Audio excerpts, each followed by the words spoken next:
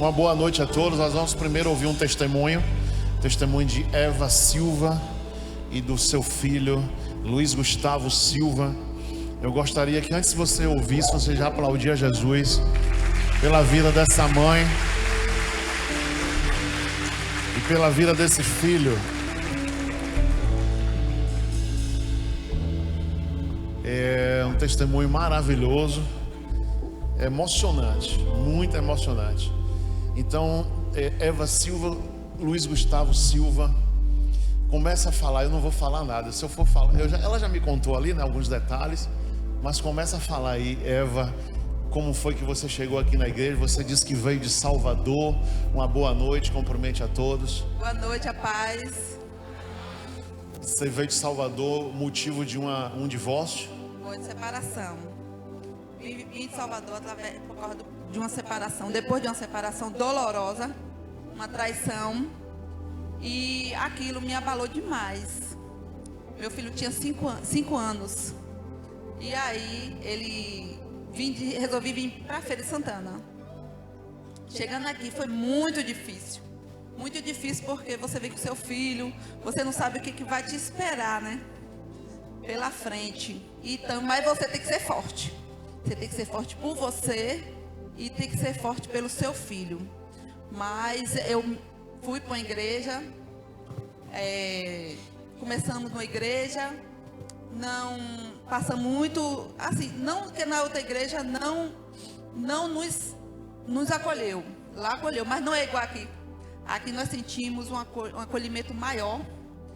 E com isso, o processo com meu filho, ele... Pode falar, bispo? Pode. Aí, quando foi que você chegou exatamente aqui? Que data, você lembra?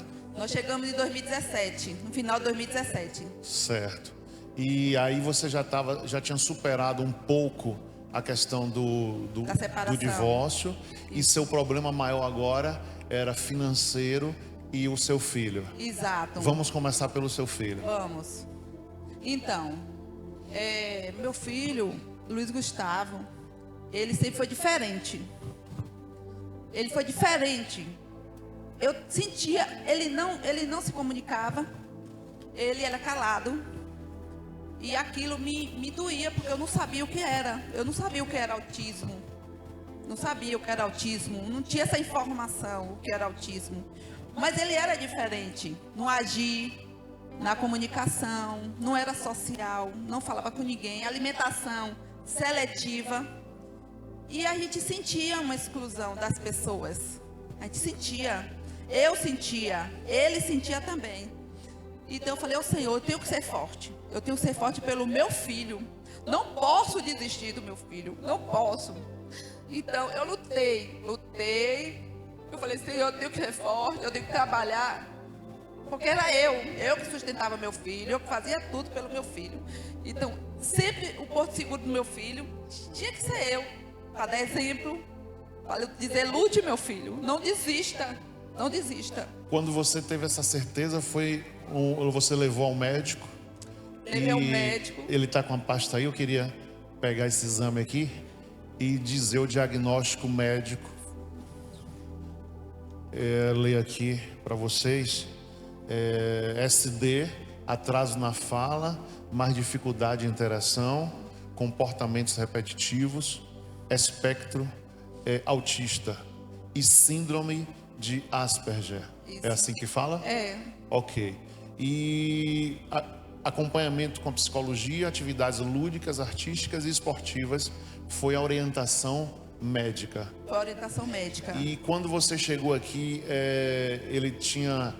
Eu lembro assim, que hoje, depois que você me contou, aonde ele chegou agora, eu lembro que ele era meio isolado, realmente, não falava com as pessoas. Não falava. E pelo que a gente observa, essa questão do autista, ele não suporta barulho. Não, ele não gosta de barulho. E essa igreja é muito barulhenta, e aí? Mas ele gosta daqui da igreja, ele gosta dos louvores, é coisa de Deus, é mistério de Deus. Mas parece que, para quem tem autismo, não consegue conviver em local que tem barulho. A gente faz oração alta, né? Quando o povo está orando baixo, grita. Eu falo, grita, ore alto. E também um louvor bem alto. E você começou a identificar que ele estava melhorando, já, porque ele participava desse ambiente aqui? E não tinha reações que tinha em outro lugar? Não, exatamente. Aquele começou a se socializar, começou a melhorar. Minha mãe, eu quero trabalhar na mídia. Ele que pediu para trabalhar. Eu falei, rapaz, eu tenho que tomar minha... Se meu filho vai trabalhar, eu tenho que também trabalhar. Ele que me puxou para trabalhar na igreja. Você hoje é voluntária, trabalha como obreira? Porque ele me puxou. Minha mãe, eu quero trabalhar na igreja. Eu quero trabalhar. E procurou a mídia. Então, em vez de você ter medo da igreja, das reações dele, você começou a sentir já o agir de Deus na vida dele. Agir de Deus na vida dele. E depois daquela oração que o senhor fez, que ali a gente estava realmente precisando de cura mesmo. Ele e eu. Então, depois daquela oração que o senhor fez, ali começou a mudança. Aquela sua oração. Como foi essa oração? Você me pediu para impor a mão sobre você e sobre ele? Como foi? Foi, porque me recorde. A gente pediu para eu pedi o senhor para orar na cabeça dele. Aí o senhor falou para mim, eu já sei o que é. Aí chamou ele e fez assim no vidro dele, assoprou.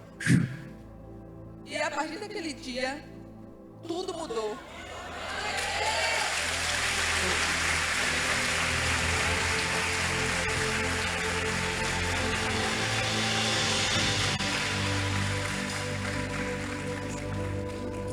Você lembra quanto tempo tem isso? Tem um ano, tem dois?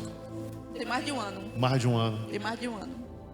Então, aí começou a socialização, a alimentação melhorar. Melhorou, tá comendo praticamente tudo hoje. Tudo. Glória a Deus. Tudo.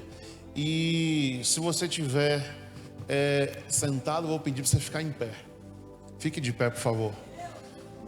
Porque você sentado não ia ser bom você ouvir o que você vai ouvir agora, não. Você quer contar ou eu conto? Pode contar, bispo. Pode contar. Ou ele mesmo. Passa o microfone para ele. Hã? Pode. Ele acaba de... ele passou no Enem.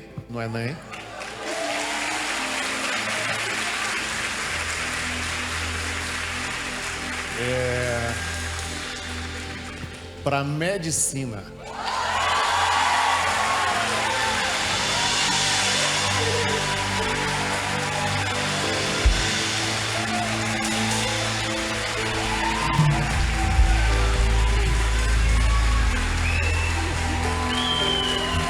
Em duas faculdades. De 4 vagas na FAM, ele passou em segundo das 4 que tinha. E na UNEX, que é a antiga FTC, ele passou em 13º no geral.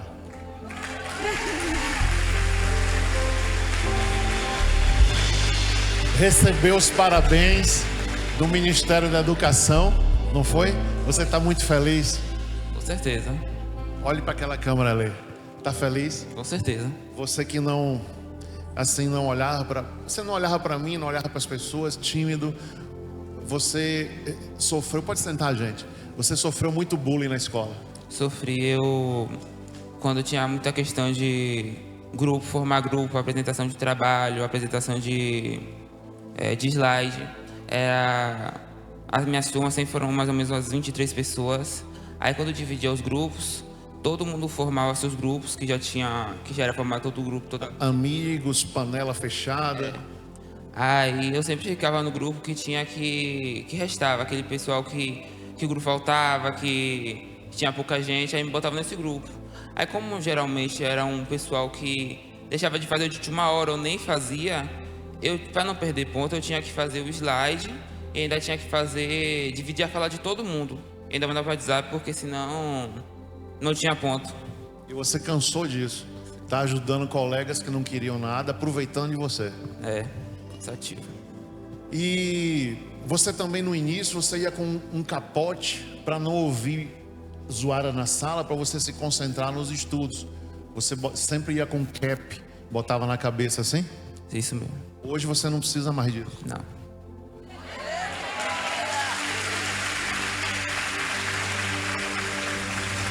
E por ele colocar esse cap, esse blusão com cap, né? Como se fosse inverno direto, gerou muito apelido. O pessoal xingava ele, muito apelido. Quer dizer, era para ele dizer à mãe: eu não quero estudar mais, eu não quero nem entrar naquela sala de aula mais. Mas Deus o curou, Deus o honrou essa mãe. E às vezes tem alunos lá que a gente não sabe o destino que eles vão ter, mas Deus entrou em providência na sua vida. A sua mãe passou uma dor muito grande, poderia também sair pelo mundo como algumas mulheres que passam por divórcio. Eu já tive um caso aqui que o marido chegou com 3 filhos aqui. A mulher disse: não dá para mim não. Largou o marido e os 3 filhos e está vivendo, bebendo nos barzinhos de Feira de Santana. 3 filhos.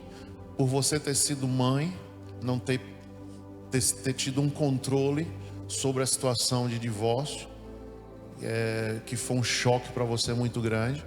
Tanto que você mudou de cidade, saiu de Salvador para cá, e Deus te abençoou grandemente pelo amor que você teve a Deus e o amor que você teve a seu filho. E agora aquele filho que te deu, que possivelmente dava noite sem dormir, agora é só prazer, só alegria. Amém. E ele nunca faltava uma aula, não faltava. A gente acordava cedo, ia para a construtora. Meus plantões eram até 13h30. Eu saía correndo para pegar ele na escola, levava ele para o trabalho. E a sua vida profissional também deslanchou? Mas melhorou bastante, viu, bispo? Melhorou, glória a Deus. Glória a Deus, não tenho o que reclamar. Deus sempre está com a gente, nunca falta nada para a gente, nunca. Ela trabalha de corretora e vende muito bem aqui nessa cidade. E com isso ela, em vez de ir atrás de sustento de talvez um homem pior do que foi o outro, né? Você foi trabalhar, lutar e vencer. Dignamente, para o exemplo, porque filho, ele não segue conselho, filho segue exemplo. Não tem nem mais o que dizer. Não tem mais o que dizer. Vamos aplaudir ao Senhor. É o que mais pai e mãe fica lutando, é dando conselho, mas o exemplo que ele viu em você, ele fez também ser um rapaz e futuramente um homem, um doutor, um médico. Amém. Que Deus te abençoe grandemente. Por O último, que é que você tem a dizer para ele? Bispo, por último, quando meu filho era pequeno, os pais profetizam na vida de seus filhos. Sempre meu filho, eu falava, quando era pequeno: meu filho tem nome de médico, Dr. Luiz Gustavo. Você já dizia isso? Dizia, eu profetizava. Meu Deus. Dr. Luiz Gustavo. É nome de médico mesmo. E você tem o que a dizer? Assim, uma frase que você tem a dizer aí para todo mundo que está aí, sobre Deus, sobre você. Que não desista dos seus sonhos. Da vontade que ele tem, que Deus pode fazer na vida dele. Não desista dos seus sonhos. Tudo era para você desistir. Você ficar trancado, cheio de medicamentos em casa, sem ver seus colegas. Mas cada dia que você ia enfrentar aquela sala de aula, era uma luta. Mas você venceu. Amém. É isso aí. Deus te abençoe abundantemente. Amém. Deus abençoe, mãe. O Senhor é com vocês. Parabéns, em nome de Jesus. Amém? A gente pode divulgar esse testemunho, dona Eva? Dona Eva, a gente pode divulgar o testemunho? Pode? Amém, glória a Deus. Amém. Amém. Muitas pessoas vão ouvir e vão ser edificadas.